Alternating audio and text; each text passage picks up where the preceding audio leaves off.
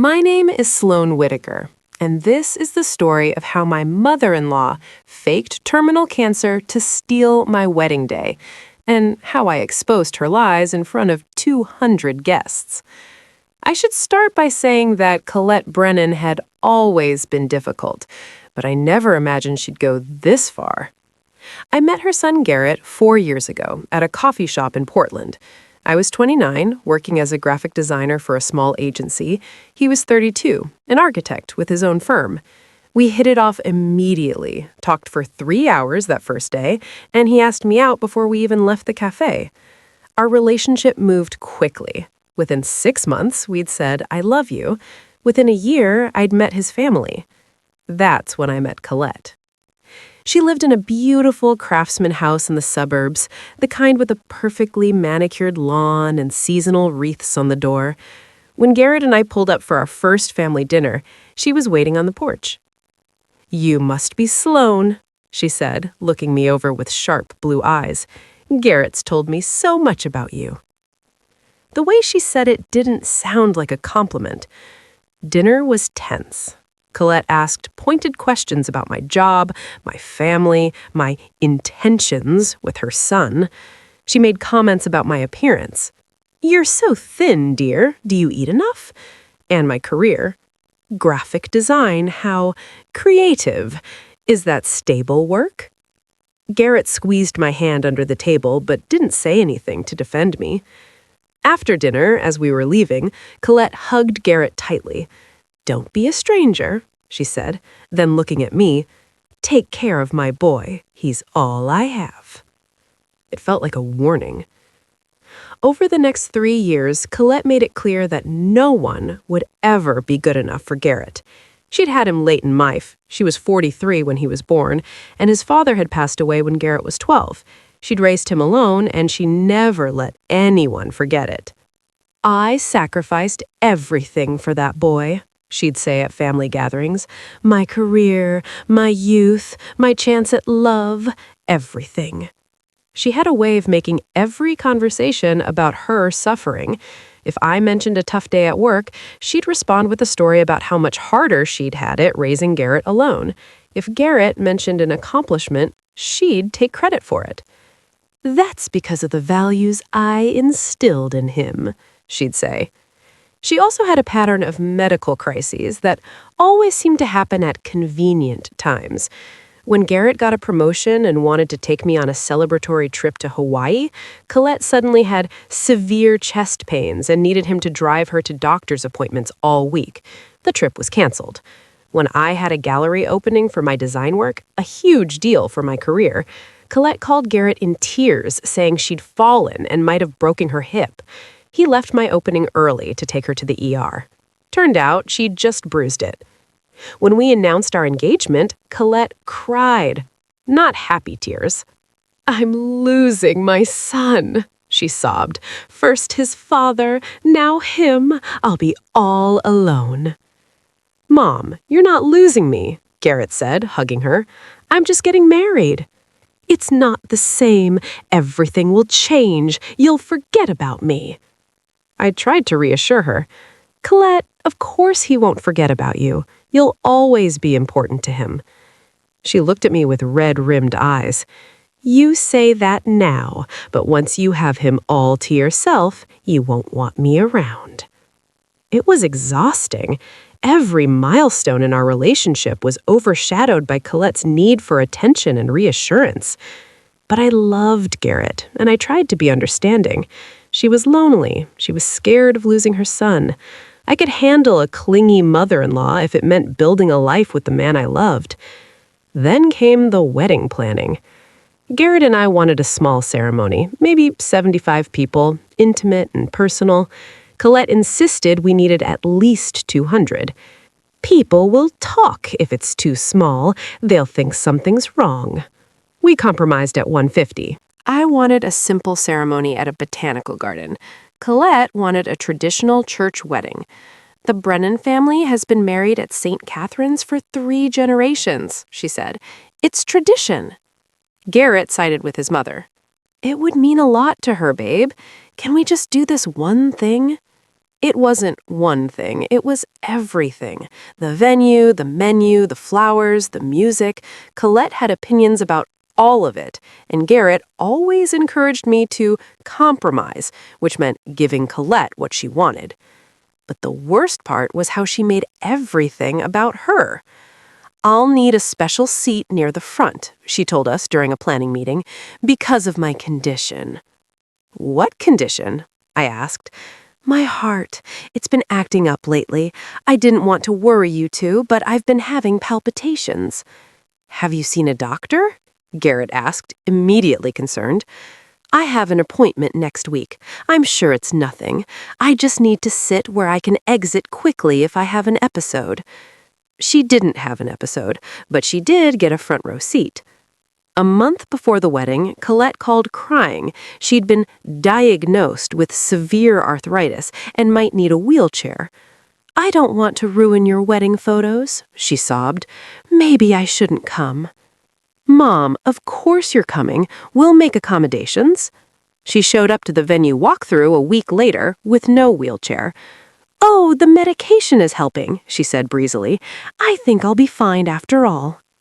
3 weeks before the wedding, she announced she needed to bring a +1, her nurse who would help her through the day. "Your nurse?" I asked. "Yes, Patricia. She's been caring for me during my episodes. I can't get through a full day without her." We added Patricia to the guest list. She turned out to be Colette's best friend from her book club. 2 weeks before the wedding, at our final dress fitting, Colette started crying in the bridal shop. "What's wrong?" I asked. "Nothing. I'm just so emotional. This is such a big day. I wish Garrett's father could be here to see it." She cried so loudly that the shop staff kept coming over to check on her. My fitting was cut short because she was too upset to continue. Then, 1 week before the wedding, Colette called us over to her house for dinner. She said she had something important to tell us. Garrett and I drove to her place, worried. When we arrived, she was sitting on her couch looking pale and drawn. "I need to tell you both something," she said quietly. "I've been keeping it from you because I didn't want to ruin your happiness." My stomach dropped. "What is it, Mom?" Garrett sat next to her, taking her hand. "I've been having tests done for the past few months. The doctors were concerned about some symptoms I've been having." She took a shaky breath. "Last week, I got the results. I have cancer." The room went silent. "What kind of cancer?" Garrett's voice was barely a whisper. "Ovarian. Stage 3. It's aggressive. They want to start treatment immediately." Garrett started crying. I felt numb. "Are they sure? Did you get a second opinion?" Colette gave me a sharp look. "Yes, I'm sure. Do you think I'd lie about something like this?" "No, of course not. I just meant..." The oncologist was very clear. "I start chemotherapy the week after your wedding." She wiped her eyes. "I'm telling you now because I don't know how I'll be feeling on your big day. I might not be able to stay for the whole reception. I might need to leave early if I'm not feeling well." "We should postpone the wedding," Garrett said immediately. "You need to focus on treatment." "Absolutely not." Colette gripped his hand. "I won't let this disease take anything else from me. You're getting married as planned. I'll be there even if I have to be wheeled in on a hospital bed." Over the next week, Colette's cancer became the main topic of conversation. Family members called, concerned, friends reached out. Everyone wanted to know how she was doing, what the prognosis was, how they could help. The wedding was still happening, but it felt like a backdrop to Colette's diagnosis. At the rehearsal dinner, Colette gave a speech about how she might not have much time left and how grateful she was to see her son get married before she left this world. There wasn't a dry eye in the room, except mine. Not because I'm heartless, but something felt off. Colette looked fine, not like someone with stage 3 cancer who was about to start aggressive chemotherapy. Her color was good, her energy was normal, she had eaten a full meal without apparent nausea or discomfort, and the timing was just too convenient. Every major event in Garrett's life, Colette had a medical crisis. And now, a week before our wedding, she had terminal cancer? I felt guilty for even thinking it. What kind of person suspects someone of faking cancer? But I couldn't shake the feeling. That night, after the rehearsal dinner, I did something I'm not proud of.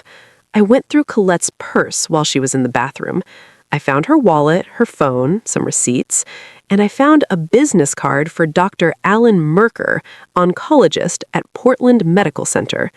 I took a photo of the card with my phone.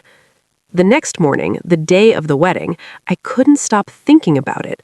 While I was getting my hair done, while I was putting on my dress, while my bridesmaids were taking photos, I kept thinking about that business card. Finally, during a quiet moment, I went into the bathroom and called the number. Dr. Merker's office, a receptionist answered.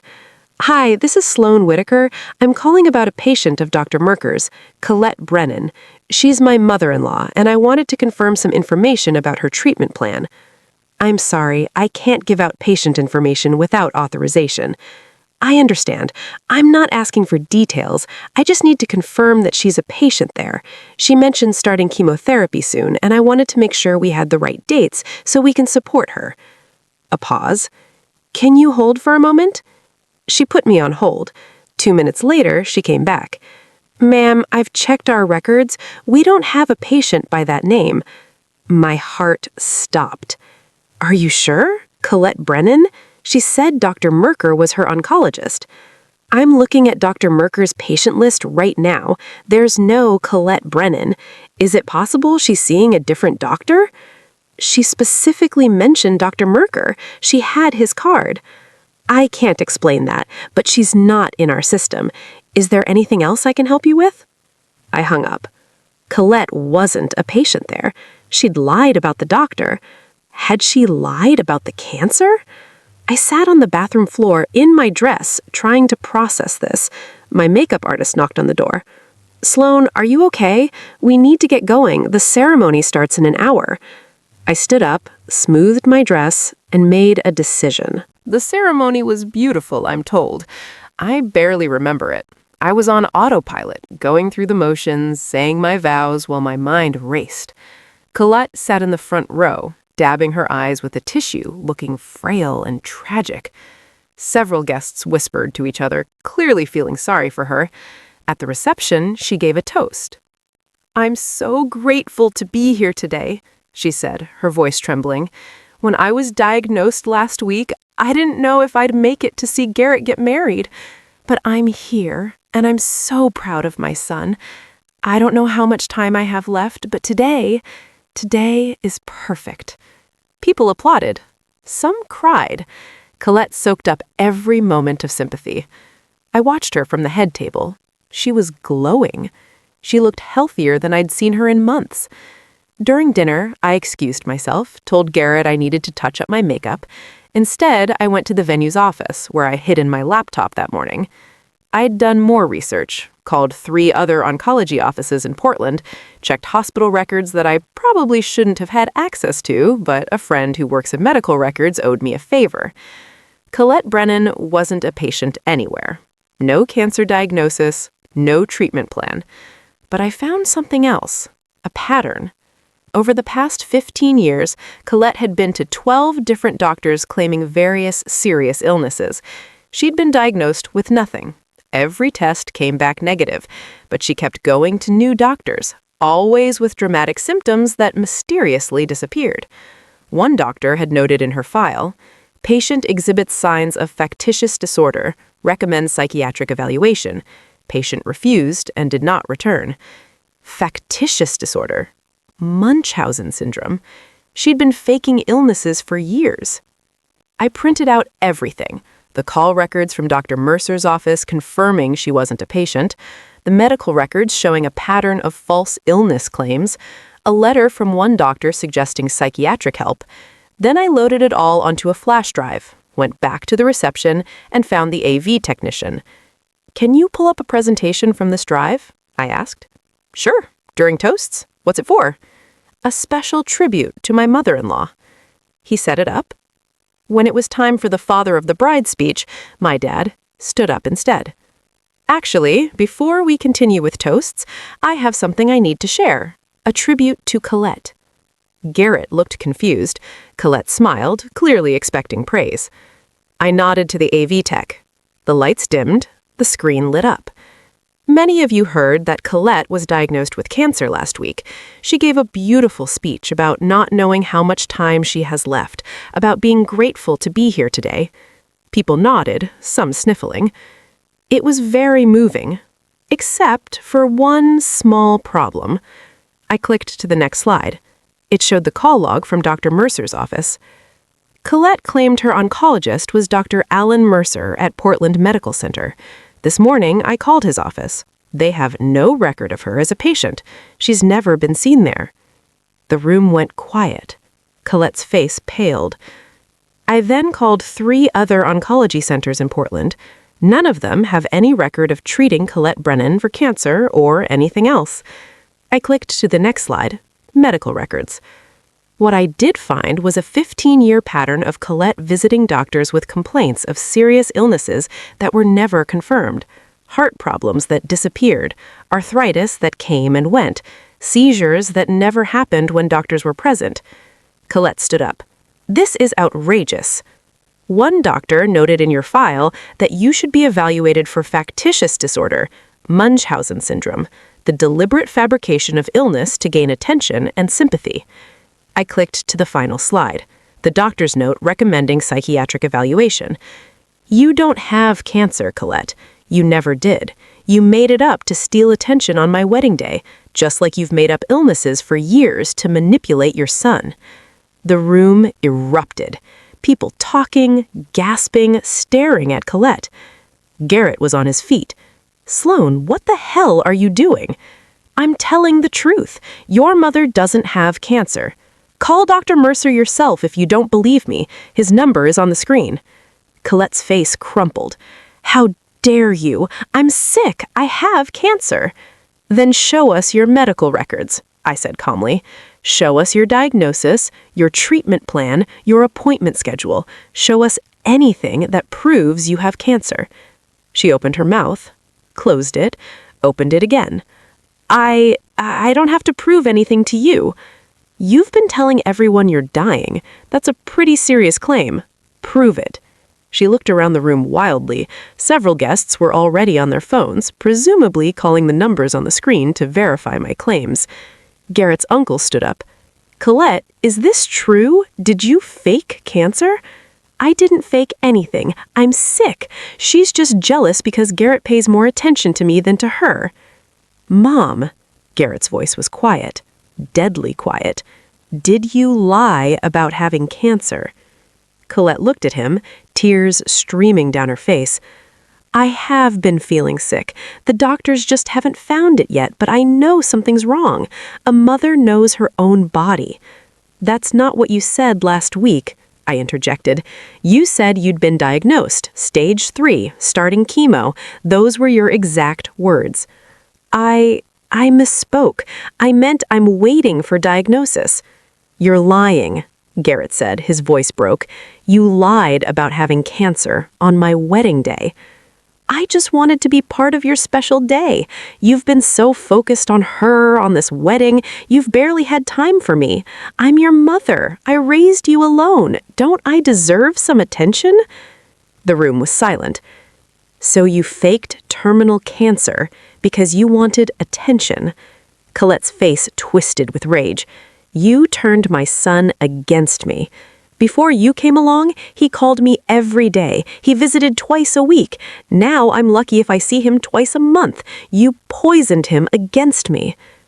I fell in love and started my own life. That's not poisoning, that's growing up. You're choosing her over me. You made me choose by lying, by manipulating, by pretending to be dying so everyone would focus on you instead of my wife. Wife? He'd called me my wife. Colette looked around the room at all the staring faces. Then she grabbed her purse and ran out. Her nurse, Patricia, ran after her. The room remained silent for a long moment. Then my dad stood up. Well, that was something. Should we do my speech now? It broke the tension. A few people laughed nervously. The conversation started up again, everyone processing what had just happened. Garrett came to me. "Did you really call all those doctors?" "Yes." "And she really doesn't have cancer?" "No. She has a pattern of faking illnesses. For years. It's documented." He sat down heavily. "I can't believe... I knew she was dramatic, but this? I'm sorry I did it this way, but she's been hijacking our wedding all week. I couldn't let her ruin the whole day with a lie. You could have told me privately. Would you have believed me without proof? Would you have confronted her?" He didn't answer. We both knew he wouldn't have. The reception continued. It was awkward at first, but eventually people relaxed. My dad gave his speech. Garrett's best man gave his. We cut the cake, had our first dance, and actually enjoyed parts of the night. But it wasn't the wedding I'd imagined. Colette didn't come back. She called Garrett the next day, crying, begging him to understand. "I was scared," she said, "scared of losing you. I just wanted you to need me again." "So you lied about having cancer," Garrett said flatly. "I didn't mean for it to go this far. I just said it, and then everyone reacted so strongly, and I couldn't take it back." "You could have taken it back at any time. You chose not to." "Please, Garrett, I'm your mother. I made a mistake." "You didn't make a mistake. You lied, deliberately, about a disease that kills people, that ruins families, that..." His voice broke. "Do you have any idea how scared I was? I thought I was losing you." "I'm sorry. I need space, Mom. I can't talk to you right now." He hung up. Colette tried to reach out several more times, letters, emails, messages left with relatives, always with the same themes. She was sorry, she'd made a mistake, she just wanted to be part of her son's life. Garrett didn't respond. 3 months after the wedding, we heard through family that Colette was telling people she actually did have cancer, but it had gone into remission because of alternative treatments she'd pursued. "She's still lying," I said when Garrett told me. "I know. Are you going to call her out?"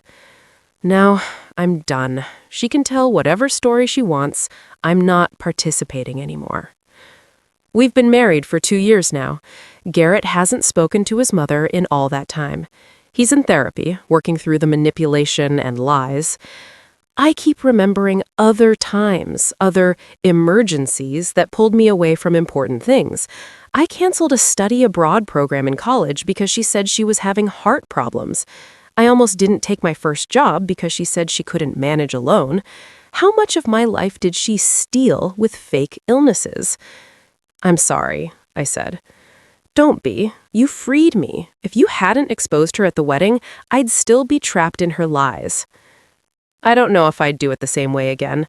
The public confrontation was harsh, humiliating. Not everyone thinks I was right to do it that way. But Colette had been faking illnesses for years, manipulating her son, stealing attention, making every event about her suffering. The wedding was just the culmination of a lifelong pattern. And if I'd told Garrett privately, would he have believed me? Would he have confronted her? Or would he have made excuses, convinced himself there was a misunderstanding, and let her continue the lie? I'll never know for sure. But I do know this. She said she had terminal cancer.